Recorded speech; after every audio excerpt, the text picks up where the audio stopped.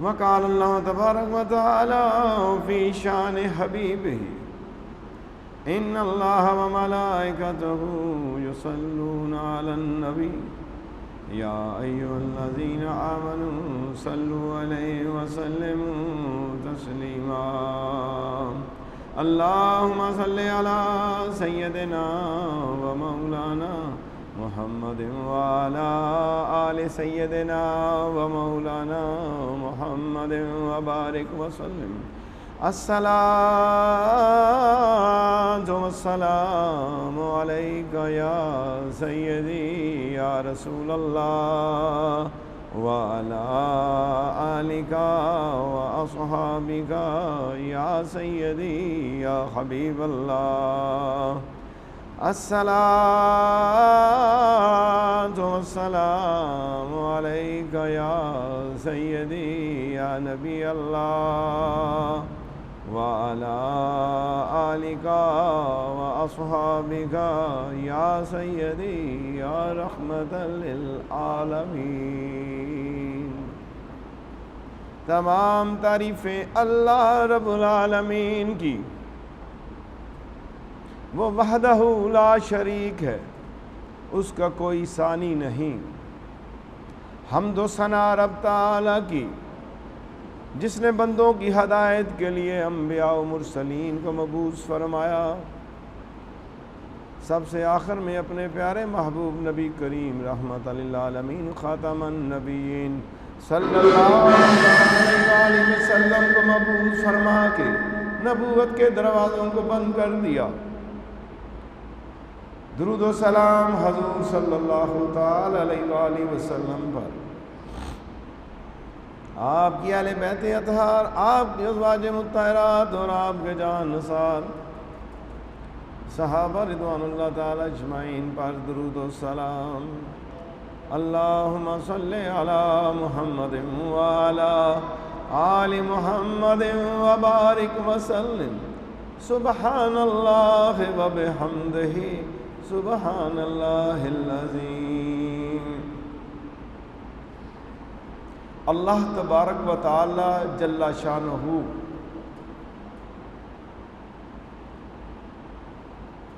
متوکلین سے محبت کرتا ہے، کیونکہ اللہ کی محبت کی گفتگو ہو رہی ہے۔ میں آج آپ کو مقام توکل اور احوال متوکلین کے متعلق آگاہ کرنا چاہتا ہوں، اور راہ سلوک کے اندر یہ 7واں مقام یقین ہے۔ محبت الہی کے حوالے سے جو آج میں نے بات کرنی ہے،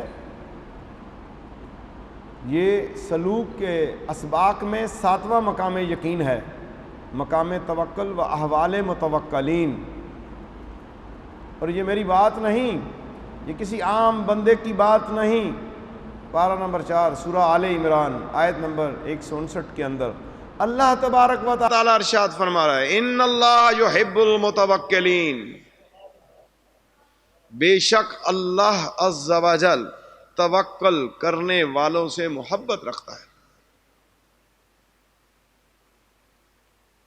اور متوکل کو جو اللہ پر بھروسہ رکھتا ہے، اللہ پر یقین رکھتا ہے، اللہ کو ہر معاملے میں اپنا کار ساز بناتا ہے اور اللہ پر ہی امیدیں باندھتا ہے، تو اللہ تعالی عز و جل اسے اپنا حبیب بنا لیتا ہے۔ اور ایسے شخص پر اپنی محبت کا انداز بیان فرمایا ہے۔ اور اللہ تبارک و تعالی سورہ ابراہیم میں ارشاد فرماتا ہے، وَعَلَى اللَّهِ فَلْيَتَوَكَّلِ الْمُتَوَكِّلُونَ۔ توکل اور متوکلین کی گفتگو کر رہا ہوں، اور اللہ پر چاہیے کہ توکل کرنے والے جو اللہ تبارک و تعالی پر توکل کرتے ہیں، وہ اللہ کی ذات پر بھروسہ کریں، اور جو کوئی بھروسہ رکھے اللہ پر تو وہ اس کے لیے اللہ کافی ہے،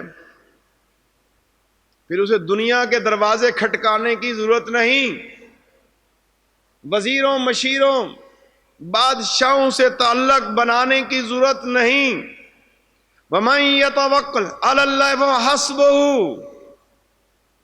جس نے اللہ پر بھروسہ باندھ لیا، اللہ پر یقین کامل رکھ لیا، اس کو اللہ کافی ہے۔ جسے اللہ کافی ہو اسے دنیا کی کسی چیز کی ضرورت نہیں ہے، یعنی اللہ ہی اس کا مددگار ہے متوکل کا۔ اور جس کے لیے اللہ تعالی ہر امر میں کفایت کرنے والا ہو، ہر امور میں اس کی مدد کرنے والا ہو، تو سمجھ لو کہ وہ اس کے لیے کافی اور شافی ہے، بس اور کسی چیز کی ضرورت نہیں۔ اللہ پر بھروسہ کرنے والے، اور اب اللہ تعالی پر توکل کرنے والے، بھروسہ کرنے والے آدمی رحمان تعالی عز و جل کے بندوں سے ہے، اور وصف رحمت کی طرف خدا تعالی عز و جل نے ان کی نسبت کی۔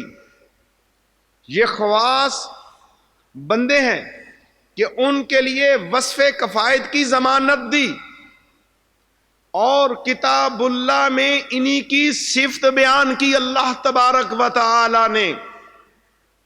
اللہ کے تو بندے سارے ہیں، کوئی گنتی نہیں کر سکتا اللہ کے بندوں کی جو آج تک پیدا ہوئے، قیامت تک پیدا ہوں گے۔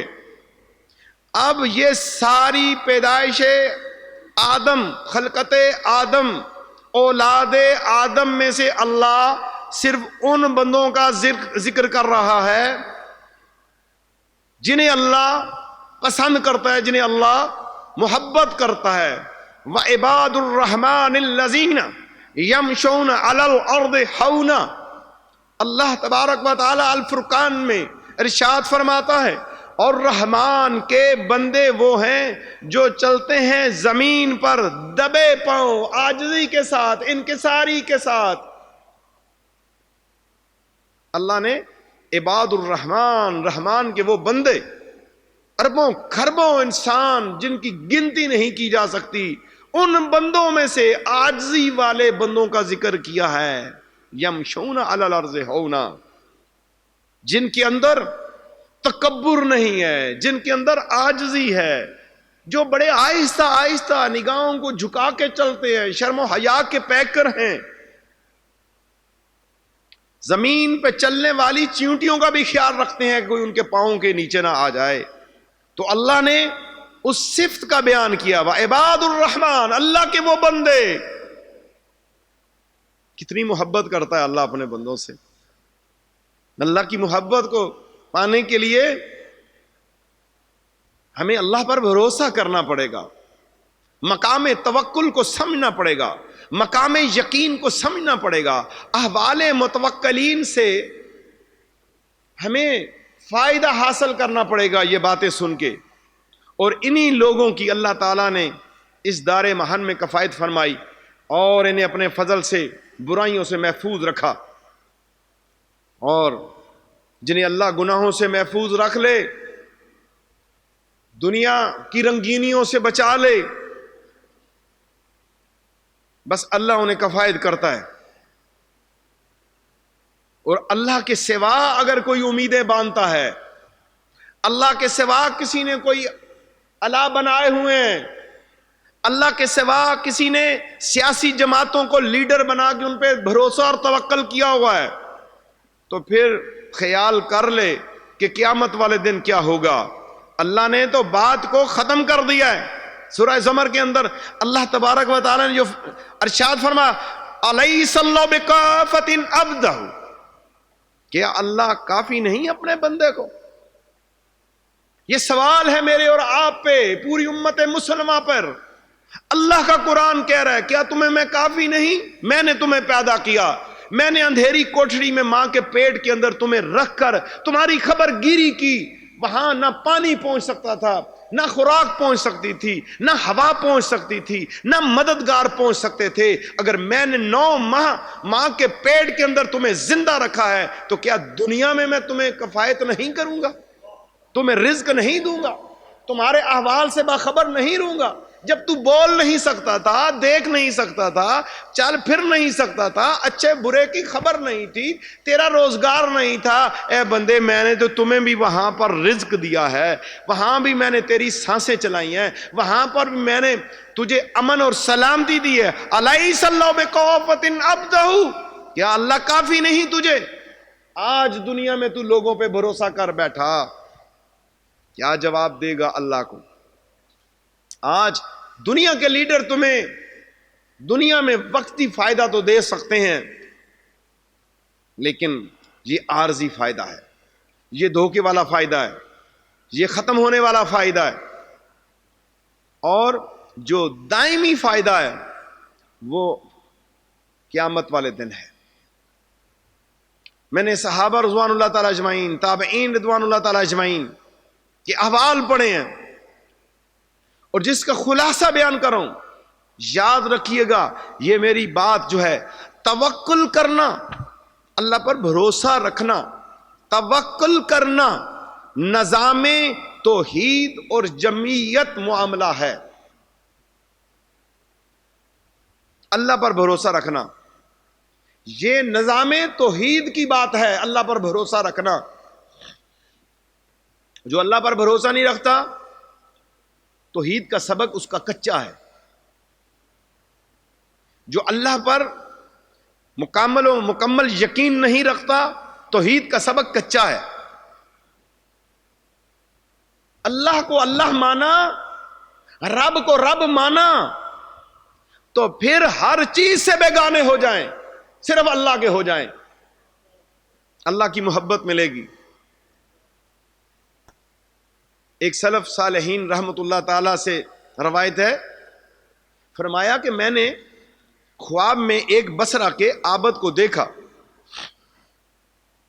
جو فوت ہو چکے تھے، دنیا سے جا چکے تھے۔ تو خواب میں میری ان سے ملاقات ہوئی، میں نے پوچھا اللہ تبارک و تعالی نے آپ کے ساتھ کیا سلوک کیا؟ دنیا میں آپ کے بڑے چرچے تھے۔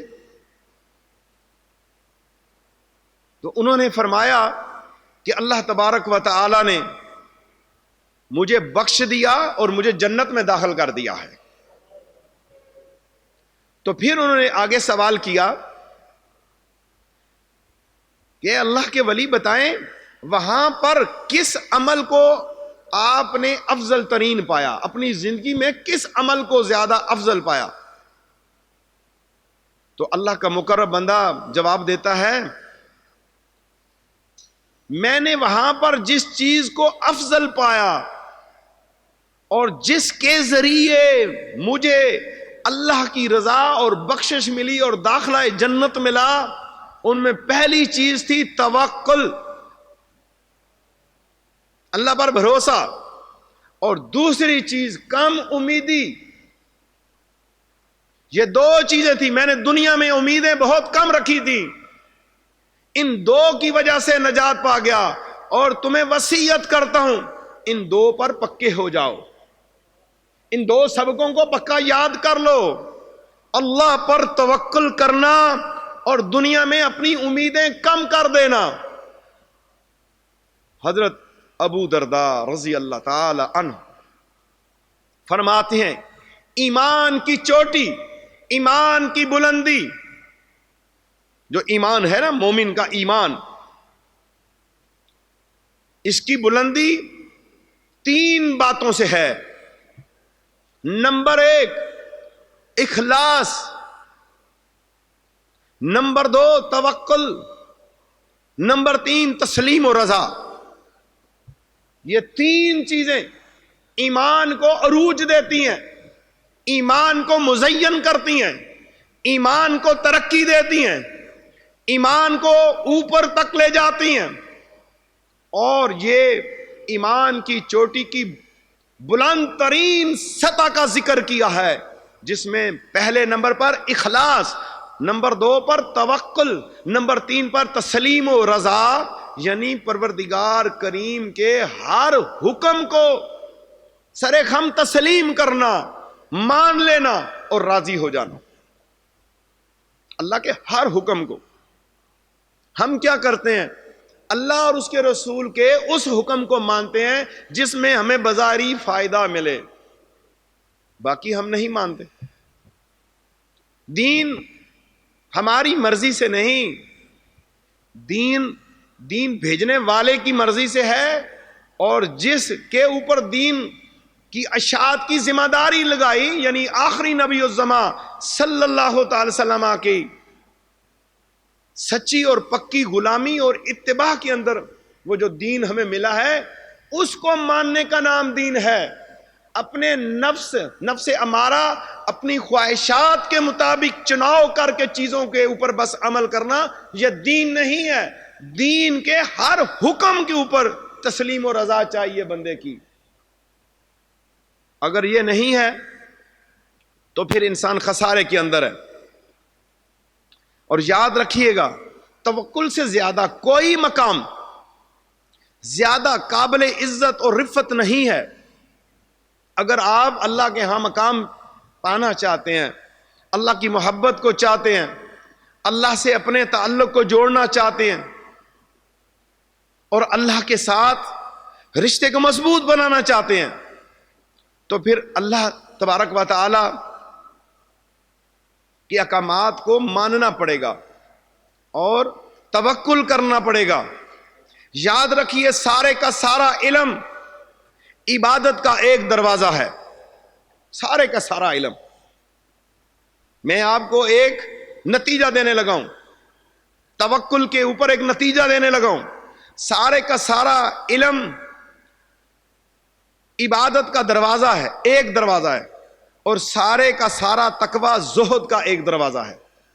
سارے کا سارا تقوی، علم کے بعد پھر وہ تقوی، سارے کا سارا تقوی جو ہے زہد کا ایک دروازہ ہے، اور سارے کا سارا زہد توکل کا ایک دروازہ ہے۔ تمہیں پہلے سارے کے سارے علوم شریعہ کے اس دروازے سے گزرنا ہوگا جہاں تمہیں حلال اور حرام کا پتہ چلے گا، جائز اور ناجائز کا تمہیں پتہ چلے گا، حلال اور حرام کی تمہیں خبر ہوگی۔ جب یہ ملے گی تو پھر اس کے بعد جب تم اس پہ عمل کرو گے تو پھر تم تقوی اختیار کرو گے، پھر تقوی کے باب سے تمہیں داخل کر دیا جائے گا، اور یہ تقوی جب تمہیں مل جائے گا پھر تمہیں زہد کا ایک دروازہ دیا جائے گا، اور اس زہد کے دروازے سے جب تم داخل ہوگے تو اعلان ہوگا اللہ کی زمین پہ یہ زاہد ہے جس نے علم حاصل کیا، پھر تقوی کی معراج پہ پہنچا، آج زہد کے درجے پہ ہے۔ ہاں، اب اس میں ایک چیز باقی ہے، اگر یہ چیز اس میں پائی گئی تو آسمانوں پہ اعلان ہو جائے گا یہی وہ شخص ہے جس سے اللہ محبت کرتا ہے۔ بتائیں وہ کیا چیز ہے؟ علم بھی لے لیا، تقوی بھی لے لیا، زہد کے دروازے میں بھی داخل ہو گئے، اب کیا چیز ہے؟ اعلان ہوگا کہ توکل کے دروازے سے گزر جاؤ، اور جو اس سے گزرے گا یہ دروازہ بند ہوگا جب سارے نکلتے آئیں گے نا جنت میں جانے کے لیے۔ یہ ابواب ہیں، یہ عام مذاق کی بات نہیں ہے کہ ہم دنیا میں جہاں چاہیں ہم چلے جائیں۔ اللہ کی بنائی ہوئی جنت تک پہنچنے کے لیے جہاں اللہ کا دیدار ہونا ہے، اس کے لیے توکل ایک بہت بڑی نعمت ہے۔ کئی لوگ معنی نہیں سمجھتے، یعنی اللہ پر بھروسہ رکھنا، اللہ پر امید رکھنا۔ اور اللہ نے جو قرآن میں ارشاد فرمایا ہے لِيَبْلُوَكُمْ أَيُّكُمْ أَحْسَنُ عَمَلًا، اس کی وضاحت بتاؤں کیا ہے؟ احسن عمل سے مراد جو احسن کی تکمیل کرتا ہے، تمہارے وجود میں عمل خاص کی تکمیل کرتا ہے، وہ صادق ترین توکل کی یہاں پر بات ہوئی ہے۔ ایکم احسن عملا، صادق ترین توکل کی بات اللہ یہاں پر ارشاد فرما رہا ہے۔ اگر اس کے بغیر ہم چل رہے ہیں تو پھر ترازو تو لگا ہوا ہے. ترازو ایک دکاندار کا ہے اور ہم اس پہ نظر رکھتے ہیں کہ میری چیز کم نہ تل جائے. یاد رکھو مومنوں، تقوی اور یقین ترازو کے دو پلڑوں کی طرح ہیں. تقوی اور یقین ترازو کے دو پلڑوں کی طرح ہیں، اور توکل اس کا کانٹا ہے جس کے اوپر یہ جڑے ہوئے ہیں. اس کے ذریعے کمی پیشی کا پتہ چلتا ہے. اب تقوی بھی ہے اور یقین بھی ہے. اب یہ تلیں گے تبھی اگر کانٹا ٹھیک ہوگا. اور کانٹا کیا ہے؟ وہ ہے توکل، اللہ پہ بھروسہ. اور اس کو حاصل کرنے کے لیے، توکل کو حاصل کرنے کے لیے، متوکلین کی اس سطح تک پہنچنے کے لیے ایک عمل کرنا پڑے گا. فاتقوا اللہ ما استطعتم، اللہ سے ڈرنا پڑے گا، اللہ کا ڈر رکھنا پڑے گا. تنہائی ہے یا خلوت ہے، لوگ دیکھ رہے ہیں یا نہیں دیکھ رہے، پولیس ہے یا نہیں، ماں باپ دیکھ رہے ہیں یا نہیں، استاد اور مرشد دیکھ رہا ہے یا نہیں، کوئی دیکھے نہ دیکھے اللہ دیکھے. توکل کو پانے کے لیے پھر اب ڈر دل کے اندر پیدا کرنا پڑے گا. اللہ کا ڈر دل کے اندر، ہر وقت اللہ کا ڈر رہے اور ہر وقت یہ خیال رہے. اور پھر ڈرنا کیسے ہے؟ اس طرح نہیں جیسے عام بندے سے ڈرتے ہیں. استاد سے ڈر کے سبق یاد کر لیا، پولیس سے ڈر کے جرم چھوڑ دیا، ماں باپ سے ڈر کے اپنی آنکھ بچا لی کہ والد ساتھ ہے، استاد ساتھ ہے. نہیں، اللہ کہتا ہے اس طرح نہیں ڈرنا جیسے تو دنیا سے ڈرتا ہے. اتقوا اللہ حق تقاتہ، مجھ سے ایسے ڈرنا ہے جیسے ڈرنے کا حق ہے. یہ حق کیا ہے؟ کس طرح ڈرنا ہے اللہ سے؟ تم ہر حال میں، خواہ تم بادشاہ ہو یا مزدور ہو، تم دکان پہ ترازو لے کے بیٹھے ہو یا تم خرد و نوش کی چیزوں کو تقسیم کر رہے ہو، یہ خیال کرنا ترازو میں کمی کر سکتے ہو، کوئی دیکھے نہ دیکھے. تم ملاوٹ کر سکتے ہو، کوئی دیکھے نہ دیکھے. تم جعلی چیزیں فروخت کر سکتے ہو، کوئی دیکھے نہ دیکھے. تم دودھ کے اندر ملاوٹ کر سکتے ہو، کوئی دیکھے نہ دیکھے. تم رشوت لے سکتے ہو، کوئی دیکھے نہ دیکھے. تم لوگوں کے انصاف ان سے چھین سکتے ہو اور انہیں سزائے موت اور عمر قید کی سزائیں دے سکتے ہو کہ تمہیں کوئی روکنے والا نہیں. حق تو یہ ہے کہ تم منصب انصاف پہ بیٹھے ہو، حق تو یہ ہے تم عدل کی کرسی پہ بیٹھے ہو، حق تو یہ ہے تم دکاندار ہو، حق تو یہ ہے کہ تم چیزیں فروخت کرتے ہو، کوئی بھی تمہیں نہیں دیکھ رہا. اور تم اس وقت عین اس حالت کے اندر جب ملاوٹ کرنے والے ہو، دھوکہ کرنے والے ہو، رشوت لینے والے ہو، سود لینے والے ہو، ناانصافی پہ قلم چلانے والے ہو، اس وقت تمہارے اندر یہ خیال پیدا ہو کوئی دیکھے نہ دیکھے اللہ دیکھے. اللہ نے اسی حق کی بات کی ہے، اتقوا اللہ حق تقاتہ، مجھ سے ایسے ڈرو جیسے ڈرنے کا حق ہے. یہ ہے اللہ سے ڈرنا. کوئی دیکھے نہ زنا کر لو، کوئی دیکھے نہ لواطت کر لو، کوئی دیکھے نہ شراب پی لو، کوئی دیکھ نہیں رہا، خیر ہے کسی کو پتہ نہیں، بزنس ہے سود لے لو، کوئی دیکھ نہیں رہا، خیر ہے خیر محرم عورت ہے، کون سی میری ماں بہن ہے بیٹی، ایسے دیکھو تاڑو اور اس کی گفتگو کرو. یہ اللہ سے ڈرنا نہیں ہے کہ تم دنیا داروں سے ڈر کے گناہ روک دو. دنیا داروں سے ڈر کے گناہ روکو گے تو تمہیں کوئی فائدہ نہیں. تمہیں فائدہ وہ ہے تم اللہ سے ڈر کے گناہ نہ کرو. بس بات ختم ہوتی ہے یہاں پہ. اللہ کا ڈر اپنے دل کے اندر پیدا کرو، اور جب اللہ کا ڈر پیدا ہو جائے گا، اور یہ توکل کرنے والوں کے لیے بہترین نعمت ہے. جو توکل کرتے ہیں، علم حاصل کرتے ہیں، تقوی حاصل کرتے ہیں، زہد حاصل کرتے ہیں، پھر باب توکل میں داخل ہوتے ہیں، دنیا سے امیدیں کم رکھتے ہیں، اللہ کا ڈر اپنے دل کے اندر رکھتے ہیں، اللہ تبارک و تعالی انہیں دنیا میں بھی سرخرو کرے گا اور آخرت کے اندر بھی سرخرو کرے گا۔